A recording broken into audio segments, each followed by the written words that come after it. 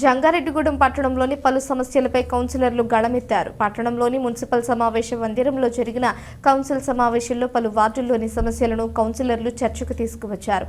తమ సమస్యల పరిష్కారానికి చర్యలు తీసుకోవాలని విజ్ఞప్తి చేశారు.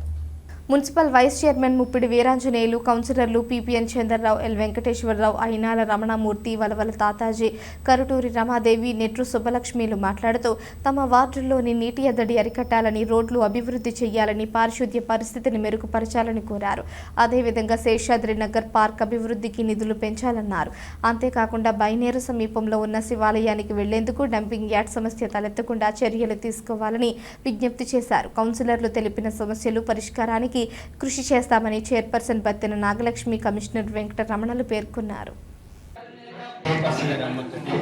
జంగారెడ్డిగూడెం పురపాలక సంఘంలో మనకున్న ఏకైక పార్కు అందవెల్లే పార్కు శేషాద్రి నగర్లో ఉందండి. దానికి 2 months మనం తీర్మానం చేసుకున్నాం 6 లక్షల రూపాయలు. కానీ ఆ రోజు అది తెప్పించడానికి మొత్తం క్యాష్ కట్టాలంట. అయినా 6 లక్షలకి అది వర్క్ అవ్వదటండి. ఇంకో 2 లక్షలు మినిమం కావాలి. 2 లక్షలు ఫిట్టింగ్తో సహా వాళ్ళు మనం 6 లక్షలు పెట్టామండి. 6 లక్షలు తీర్మానం అయింది. కానీ యాక్చువల్గా అక్కడ పిల్లలకి అందరికీ ఫిట్టింగ్ చేయాలంటే వాళ్ళు ముందు పేమెంట్ కట్టాలండి. పేమెంట్ ముందుకెళ్తే ట్రాన్స్పోర్టింగ్ అవుతుంది. ట్రాన్స్పోర్టింగ్ అక్కడ కాంక్రీట్ దిమ్మ పోయాలి. టోటల్ 8 లక్షలు అవుతుందండి. కానీ మనం 6 లక్షలు పెట్టాం. ఎందుకంటే వాళ్ళు కనుక్కున్నాను నేను. రాజుగారే మాట్లాడారు, వాళ్ళు కనుక్కున్నాను. కనుక్కుంటే చెప్పారు ఆ 2 లక్షలు చైర్పర్సన్ గారు దయచేసి ఆ 2 లక్షలు ఇస్తే పార్కులోకి పిల్లలకి మంచి వస్తువు ఆలోచిస్తుంది. ఒక భక్తుడిగా మేము చెప్పుకున్నామండి. శివాలయానికి వెళ్ళాలంటే చాలా పాత అవుతున్నామండి స్మెల్తోటి. ఇప్పుడు వర్షాకాలం ఇక్కడ దరిద్రం అనుకోండి. నాయనకాయించి కౌన్సిల్ సభ్యులందరూ సహకరించి బైపాస్ రోడ్ పక్క నుంచి అవసరమైతే యువతను దిగేటట్టు పెట్టుకుని బైపాస్ రోడ్ వెళ్ళాలని ట్రై చేయండి సార్ కమిషనర్. ఎందుకంటే ఆ రోడ్లు ఎత్తి అక్కడ ఎత్తేస్తున్నారు. రోడ్ పక్కన ఏమవుతుందంటే చిరాకు అయిపోతున్నారు. కాబట్టి ఇటు పక్కన ట్రై చేయండి. ఇటు పక్కన చేసుకుంటారు గొడవ. అది ఇప్పుడు నాకు ఏం లేదంటే ప్రజలు చాలా అర్థం చేశారు. దగ్గర 15,000 సంవత్సరాలు ఏమంటున్నారు ఎందుకంటే అప్పుడు నీటి వర్షం లేదు.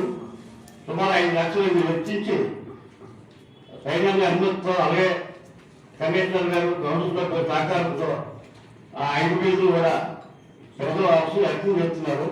దాని గురించి చైర్మన్ గారికి, కమిషనర్ గారికి, అలాగే మున్సిపల్ స్టాఫ్కి, కౌన్సిల్ అందరూ కూడా ప్రత్యేక ధన్యవాదాలు.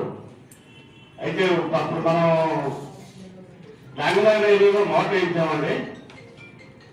అది అప్పుడు మనకు పెద్ద వస్తుంది.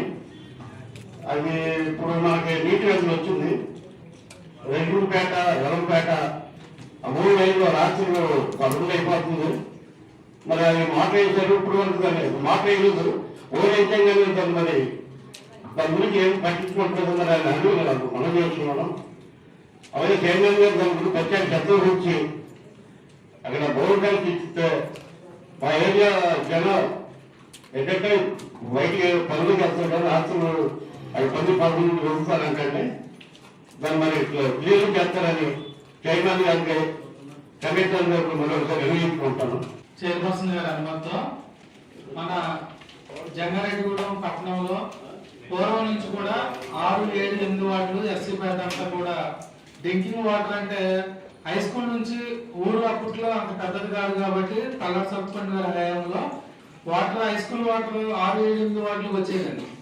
తర్వాత ఇప్పుడు ఊరు పెద్దది అవడం, రాజులు కాలనీ, సుబ్బారెడ్డి కాలనీ ఇవన్నీ ఎస్టాబ్లిష్మెంట్ అవడం, ఆ ఏరియా అంతా పెద్దది అవడం వల్ల మనకి మా ఏరియాకి వాటర్ రావట్లేదండి. అదే డ్రింకింగ్ వాటర్ కింద వాళ్ళు భావించి తాగుతారు కాబట్టి గతంలో మేము కౌన్సిలర్ ఉన్న టైంలో కూడా వెళ్ళడం జరిగింది. అప్పుడు 40 లక్షల రూపాయలతో పైప్ లైన్ మన హై స్కూల్ దగ్గర నుంచి బలరాం ఏజెన్సీ వరకు వేయడం జరిగింది మేడం. తర్వాత మొన్న మనకి ఒక 2 బోర్డులు కూడా ఎలక్ట్ చేయడం జరిగింది. కనవా ఇంకా వర్క్ అంతా కూడా కంప్లీట్ చేసి 6, 7, 8 వాటికి సంబంధించి ఎస్సీ ఏరియాకి ఆ డ్రింకింగ్ వాటర్ వచ్చే విషయంలో శ్రద్ధ తీసుకుని నెక్స్ట్ మీటింగ్ కల్లా అరేంజ్ చేయవలసింది కోరుతా ఉన్నాను. అది బాగా టైం వరకు తోడాల్సి వస్తుంది. ఆ పైపులు పెద్దపడిపోయి నీరు లీక్ అవుతుంది. యాక్చువల్గా అది పైపులు మొత్తం చేంజ్ చేయాలి. అలాగే లోకేష్ నగర్లో బోర్ ఉంది. అయితే అక్కడ ఉన్న వాళ్ళకి వేరేగా ఒక 150 మీటర్లు పైపులు ఇస్తే ఆ ఉన్న ఉపయోగపడుతుంది మోడతులతో నుంచి. ఎందుకంటే బోర్ డౌన్లో ఉంది, ఇళ్ళని అప్పులో ఉంది.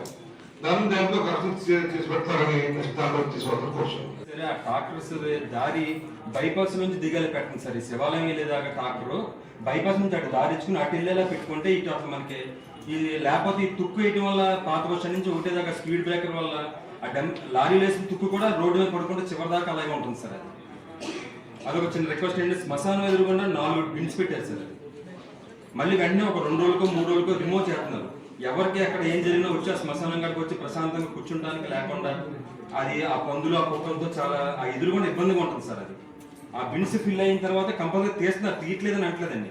తీసే లోపల రోజుకి ఈజీగా ఒక 5-6 మంది బాడీస్ వస్తున్నాయండి. అక్కడ సంబంధించిన వ్యక్తులందరూ మొత్తం పట్టణానికి సంబంధించిన వ్యక్తులందరూ అక్కడ చూడంగానే అక్కడ ఎదురుకుండా చాలా దుర్గంధంగా ఉంది సార్.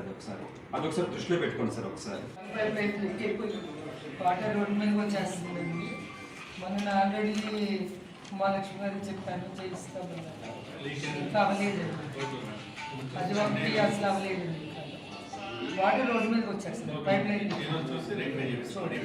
ఇంకోటి ఏంటంటే సార్, నాకు ఐరన్ పోల్ మాత్రం ఎలక్ట్రికల్ ఏ గారు వచ్చి ఈ రోజు అడిగేదాన్ని. ఏడీ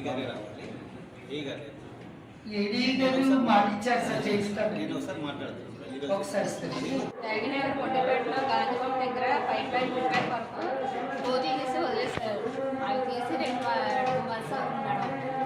ఇప్పటి వరకు పోడ్చలేదు. అవి వాహనాలు వెళ్ళేటప్పుడు ఆ రోజులో పడిపోయేలాగా ఉన్నారు. అవి తొందరగా పోడ్చమని కోరుతున్నారు. సౌజన్యంలో మట్టి రోడ్డు ఉంటుంది మేడం. మట్టి రోడ్డు చాలా గుంతలు పడిపోయి రోడ్డు అయితే పడే ఛాన్స్ అయితే కనపడలేదు. ఇప్పుడప్పుడే కనీసం గుంటలన్నా పోడ్చమని కోరుకుంటున్నాను మేడం. అసలు ఆ రోడ్డుకి వెళ్ళడానికి కూడా చాలా భయంకరంగా